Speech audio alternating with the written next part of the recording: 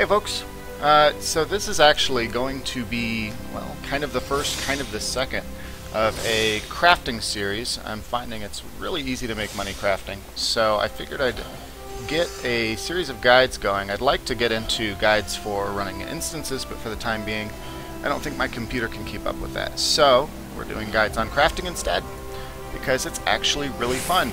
The reason this is kind of the first, kind of the second, is because I started with another video which, after some feedback, both via messages and in comments, it kind of sounds like that's going to be something that makes a better second video. I didn't cover enough of the basics, so I wanted to tone it back just a bit, and I will be changing the second video to be marked as part 2. I apologize to anyone that confuses the crap out of. I can't say I blame you. And this will be part 1. And I will link part 2 at the end of this video on YouTube. So, in a nutshell, what we're doing here is we're looking at the very basics of crafting. What you're going to start with as a crafting profession or crafting class, and how you're going to most efficiently level up and begin to monetize that crafting class to level 15, optimally around level 20 or 21, before you start then picking up other classes. So it's going to be a pretty straightforward video, pretty quick. If anyone's already well into their 20s or 30s for their crafting class, you may want to skip on ahead to later parts of this series. But there may still be some good information you can glean from it, particularly for digging into other classes. So first off, before you even consider jumping into a crafting class, I highly recommend you get to the point in the storyline where you've unlocked your mount and your auction house, marketplace, whatever it's called, market board I want to say. The reason for that is because until you have your retainers, you're not really going to be able to monetize your wares too much. You'll try and sell them, and you'll try and spam shout or something, but really it's going to be so time consuming to try and get those sold that it's just not worth it. And the mount certainly helps for just getting around places when you need to start mining, if you do that. If you're not going to be doing gathering, then you can technically hold off on the mount because you won't be able to use it inside of the cities, so you're going to be sprinting anyways.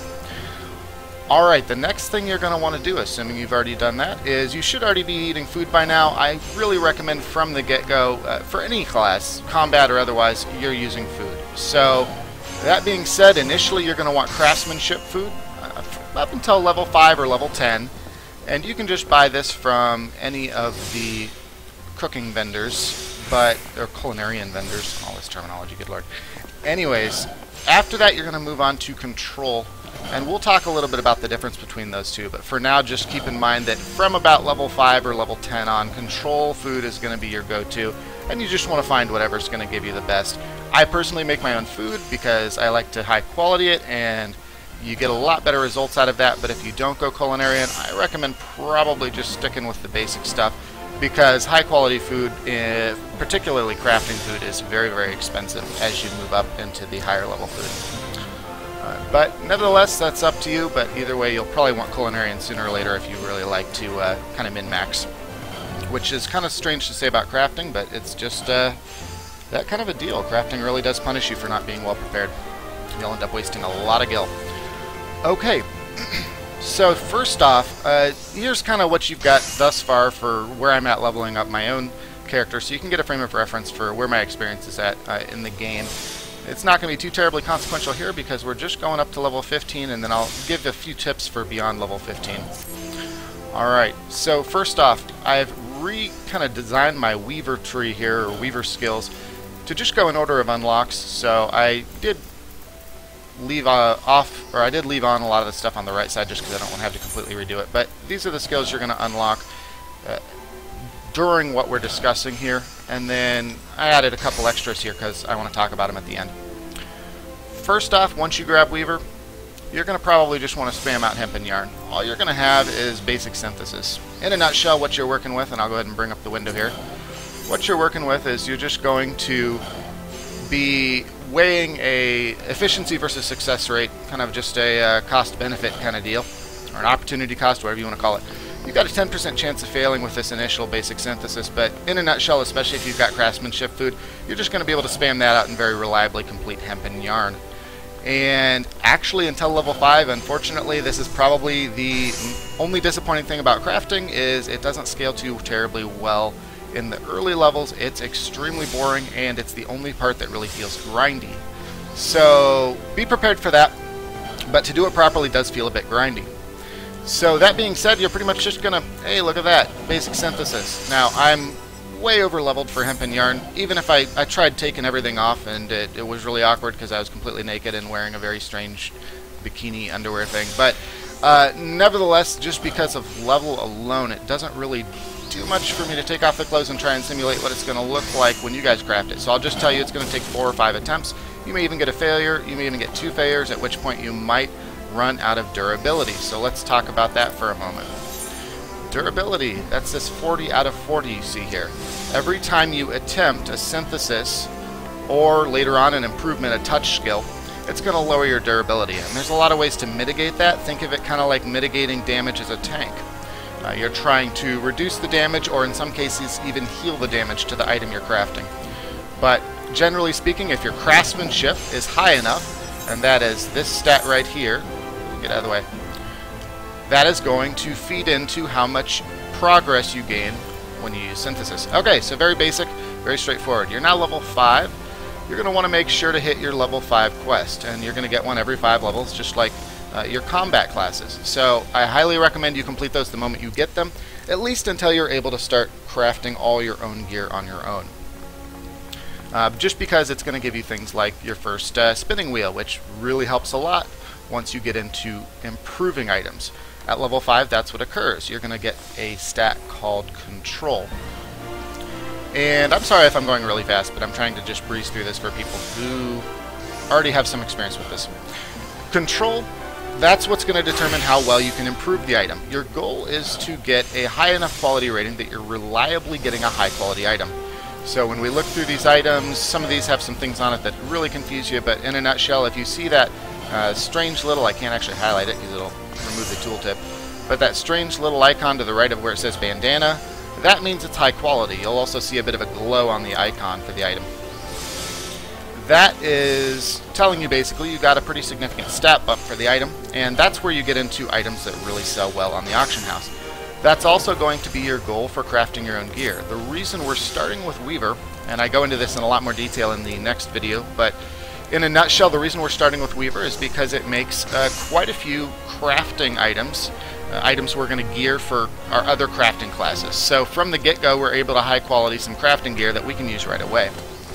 So that being said, you probably, in a perfect world, you spammed out hemp and yarn from 1 to 5. You maybe even touched on undyed hempen cloth, but really, until you're able to get high quality hempen cloth, which is at level 5, I'd recommend you really hold off and you just save all that hempen yarn you've been making so that you can high quality your hempen cloth. So that said, you're going to get to level 5, and I'd recommend you start off by practicing on hempen cloth because you're going to use it later anyways. If you get to the point that you're not quite able to get it even over 50%, that's okay. Go ahead and complete the item. It's not surprising with the earlier levels if you really struggle to even get it over 20 or 30%. The one nice thing about the quality improvement is, I really wish I could demonstrate this, but I unfortunately over-leveled all my crafting skills.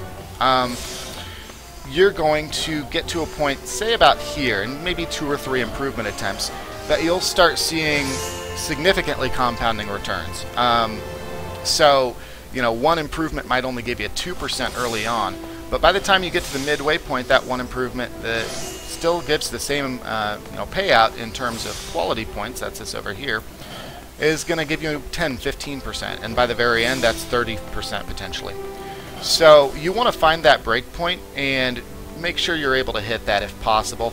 But first and foremost, you want to make sure to complete the item, because particularly with these components, which is the hempen cloth, your thread, etc., that's going to feed into your final item. And really all it's doing is it's giving you a higher starting quality for that item, so it's going to make it much easier to craft. So I highly recommend you have high quality hempen cloth and maybe even some high quality thread. But it's not necessarily mandatory as long as you've got a good rotation. So at level 5, that is going to pretty much amount to just hit basic touch until you get your quality nice and high. And the thing about basic touch is our success rate went down a bit. Now we're down to 70% for this one, as opposed to 90% for our synthesis. There's going to be ways you can deal with that as well later on, but for now it's going to be this kind of awkward situation of, okay, well, do I want to push it?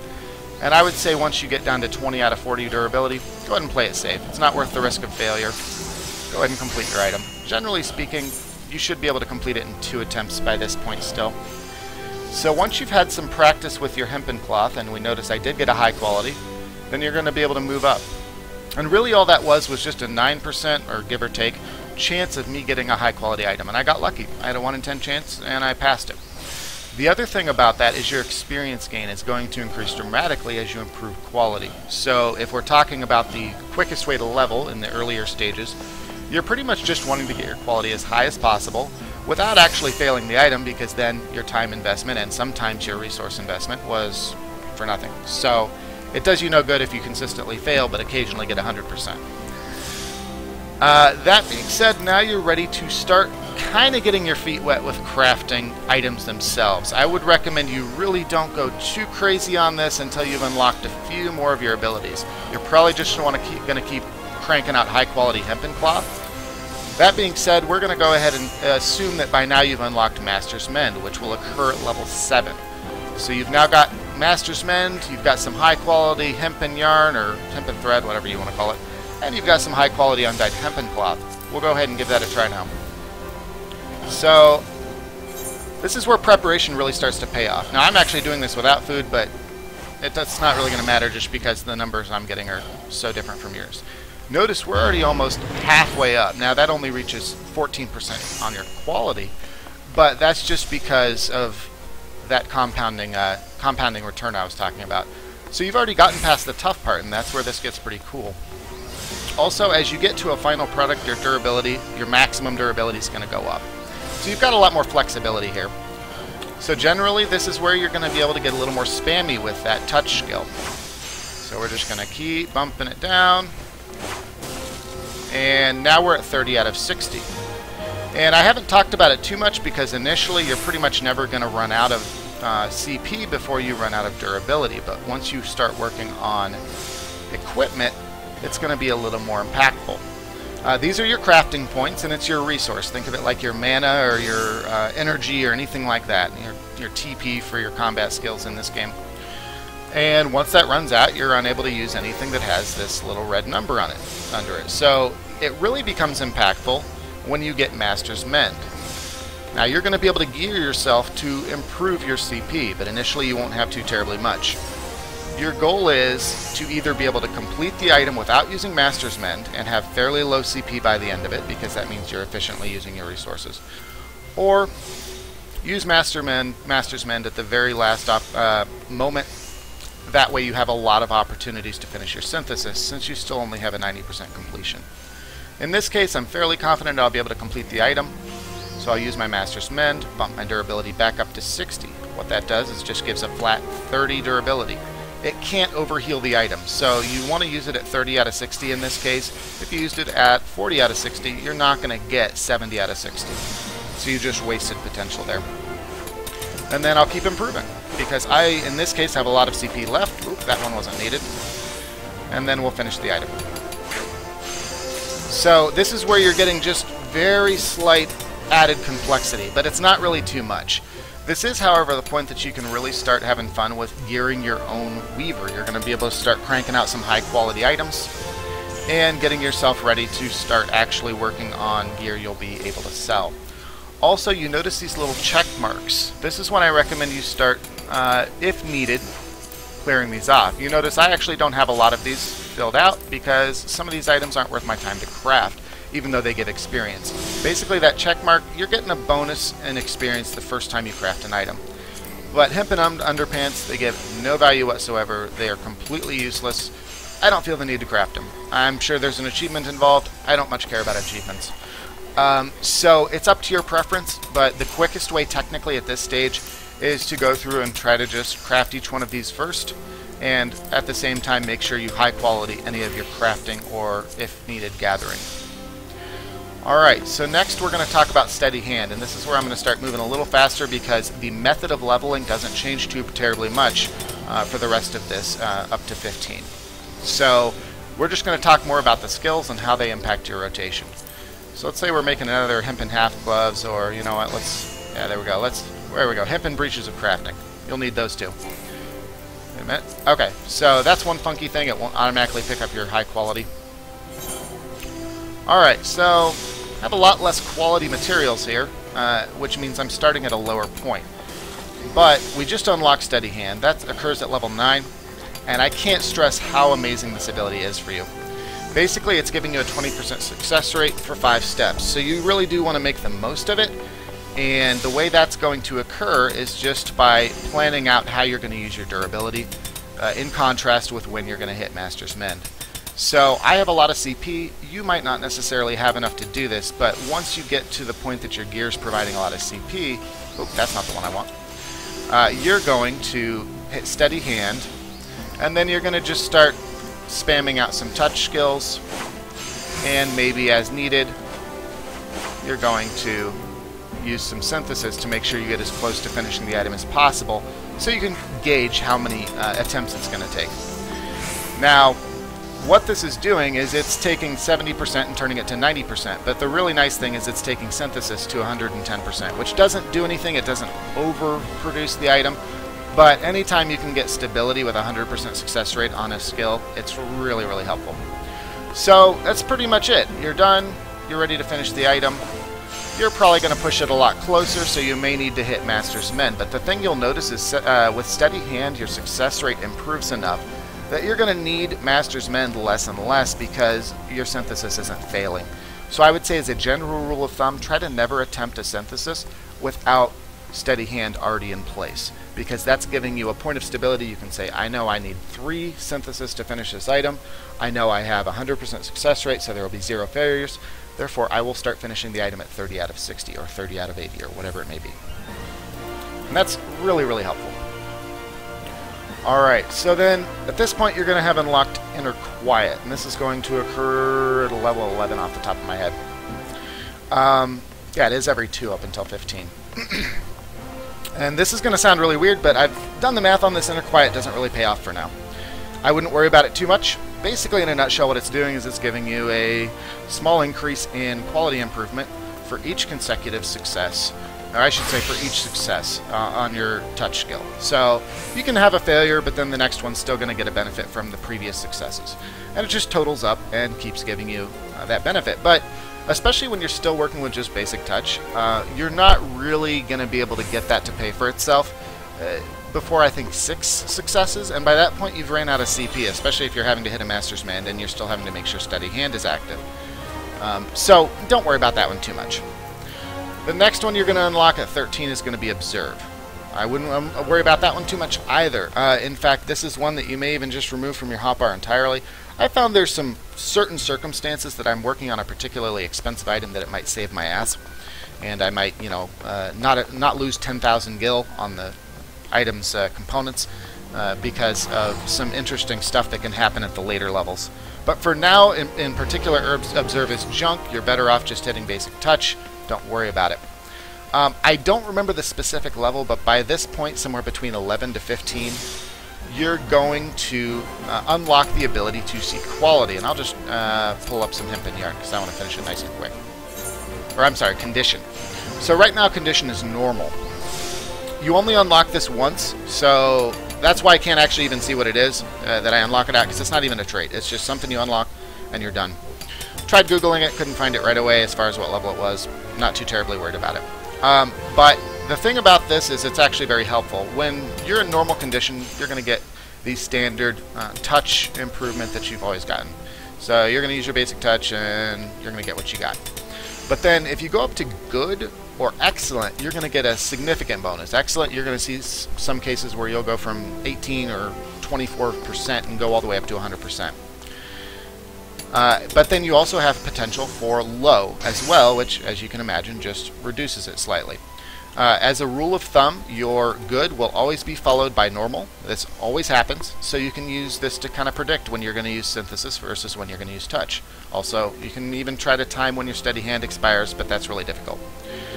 Really becomes impactful later on when you get great strides. Then also, whenever an excellent occurs, you're going to have a low quality condition afterwards, so that might be a good time to hit your synthesis. Alright, so once you've unlocked that, you're starting to get to the point where there's a lot of strategy involved. So again, I'm giving you the very basics. I will talk a lot more about rotations that you can use for really efficient crafting later on. But I trust at this point that I'm just giving you enough tools that you can develop your own kind of rotation, even if it's not quite perfect. But you're gaining abilities so fast. Anything I give you, you're only going to use for a level 2 anyway, so it's not worth worrying about much. By this point, you're going to hit level 15, and this is where you're going to get your class skill. These do carry over to any other Disciple of the Hand or any other crafting class. So for Weaver, it's going to be Careful Synthesis, and this skill is amazing when you only have one low-level crafting class, and that's because you're trading 10% efficiency for 10% success rate.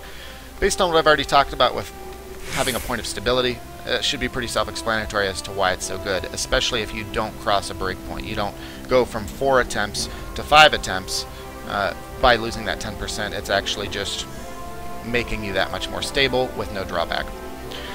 Now I'm going to talk a little bit about the skills you get afterwards, because I do recommend even once you hit 15, you move to probably 21, and this is going to allow you to reliably make some very valuable items for the auction house.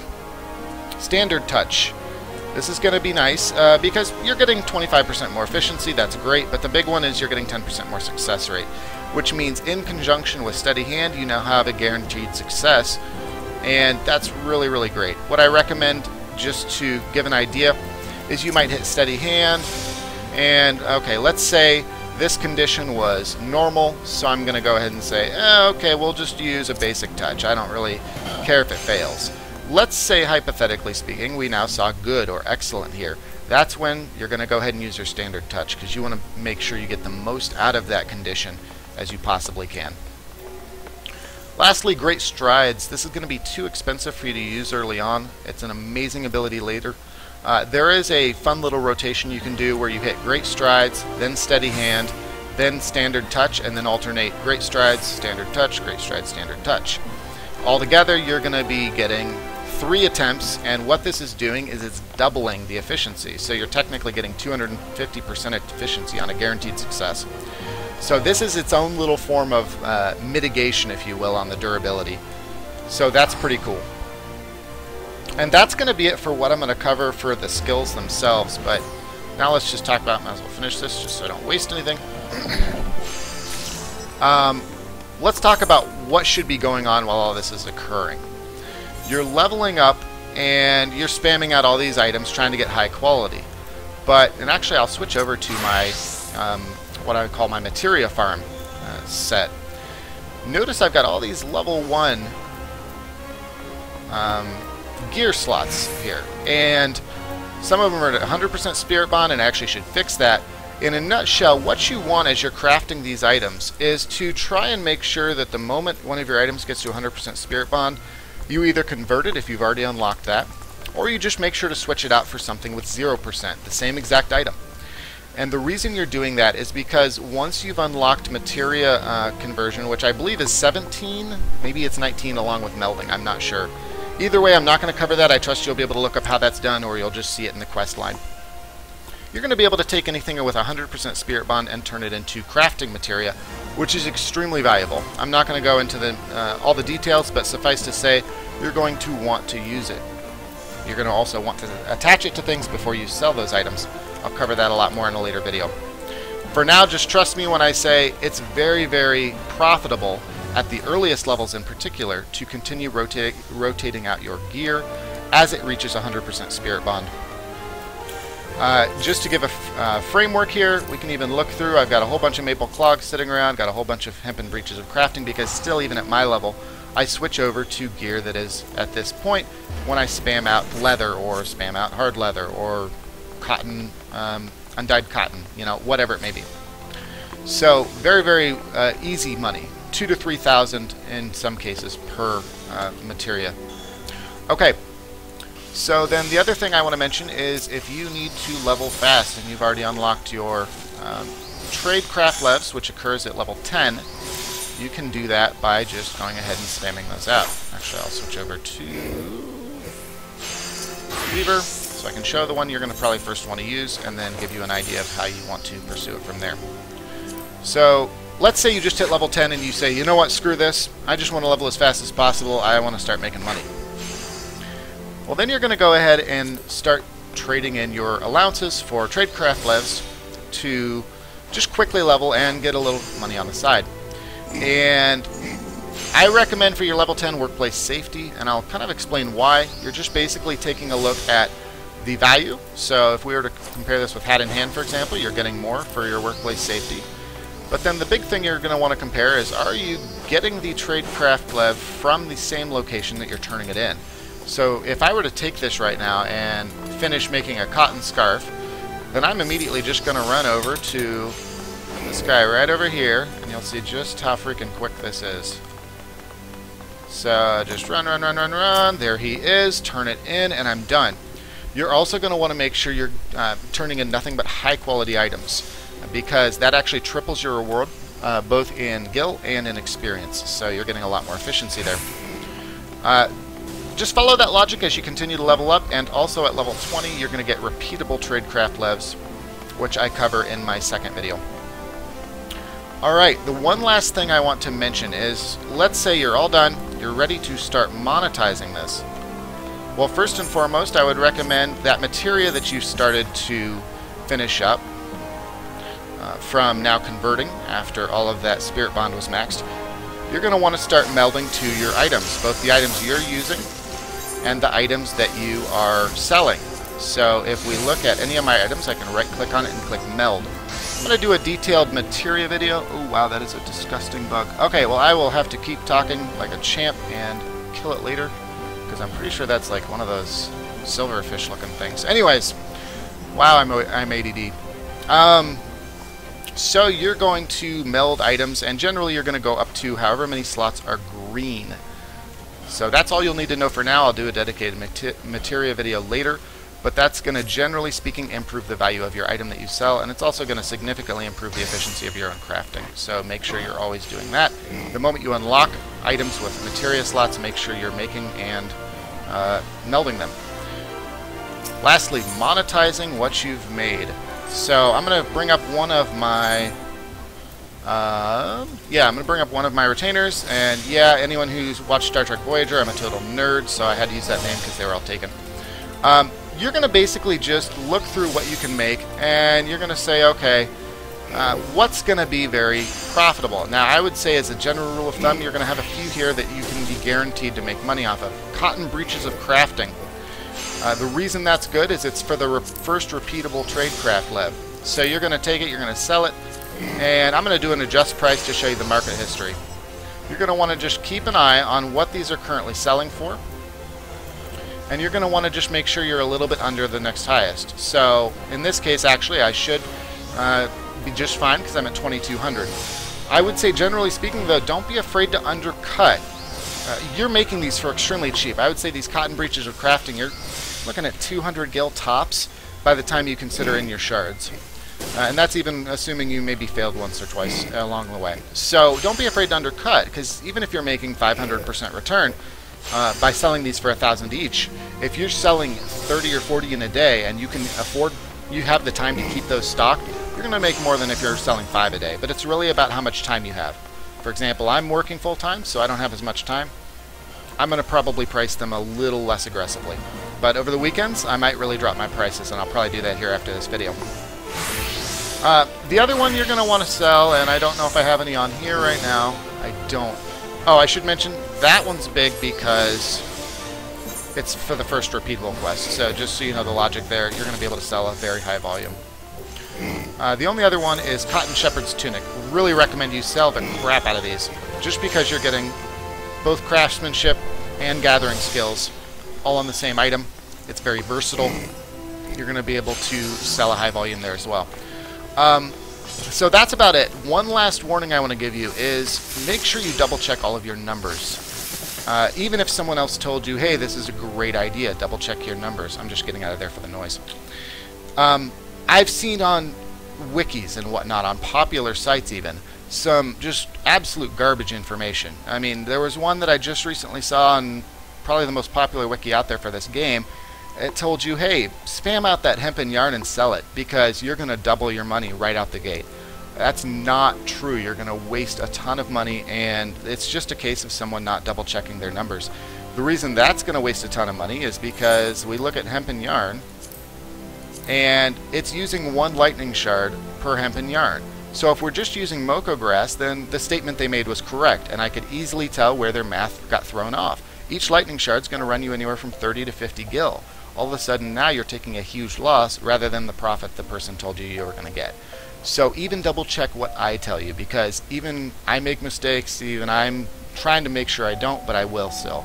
And that being said, different servers are different too. So your server might have items that are not as profitable as they are on mine, because maybe mine's an older server or a newer server, who knows. So that being said, just really double check your work, especially before you commit to a lot of a specific item. Alright, that's going to be about it. This actually ended up way more information in a single video than I would have liked, but there you have it. So sorry I was talking fast and furious, so hopefully you guys were able to get something out of it. Alright, thanks a bunch for watching.